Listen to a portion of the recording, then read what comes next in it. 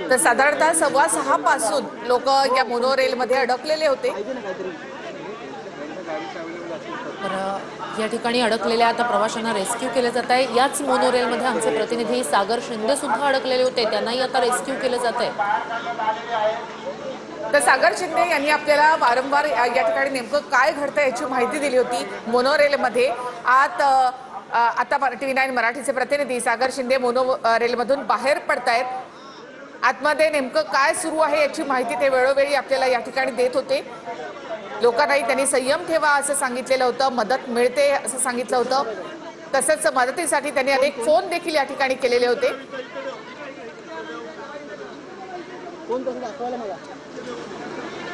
TV9 मराठीचे प्रतिनिधी सागर शिंदे यांना सुद्धा आता रेस्क्यू केलं जात आहे।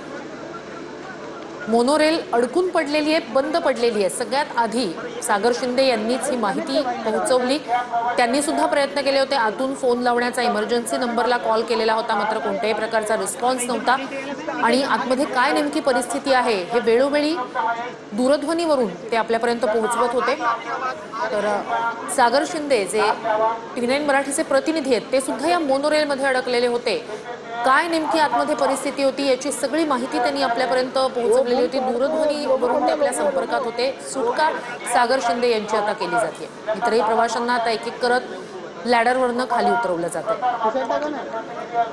ते सगळेच प्रवासी आज सकाळीच आपल्या कार्यालयांमध्ये पोहोचले होते। मला पहाटे घरातनं निघून आपली ड्युटी संपवून निघाल्यानंतर आता साधारणतः 8:30 होत आलेत, अजूनही या ठिकाणी अडकून पडलेले होते। मध्य रेल्वे, हार्बर रेल्वे कोलमडल्यानंतर लोकांनी मोनोरेलचा सहारा घेतला, मात्र मोनोरेल देखील या ठिकाणी अडकून पडलेली आहे। जवळपास 200 प्रवासी या मोनोरेलमध्ये होते। या सगळ्यांची सुटका या ठिकाणी करण्यात आली आहे। जवळपास 1.25 तास त्या ठिकाणी अडकून पडल्यानंतर त्यांची मानसिक अवस्था काय असेल याची कल्पना आपण या ठिकाणी करू शकतो। तर बऱ्याच काळापर्यंत लोकांना आतमध्ये काय नेमकं झालं याची माहिती दिली गेली नव्हती।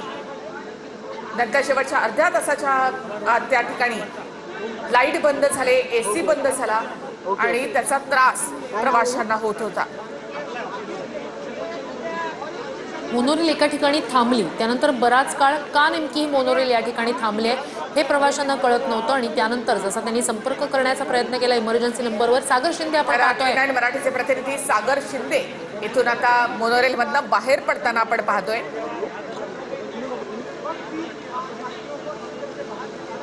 पत्रकार असल्यानं तिथे प्रवाशांना माहिती देणं, त्यांना त्या ठिकाणी धीर देणं, लवकरच मदत पोहोचते असं सांगणं, त्याचबरोबर प्रशासनाला कॉल करून या संदर्भातली माहिती देणं, मदत कधी मिळणार या संदर्भातली विचारणा करणं। तर सागरनं या संदर्भातली प्रत्येक माहिती जी आहे ती प्रवाशांना सुद्धा दिली, प्रेक्षकांना देखील दिलेली आहे।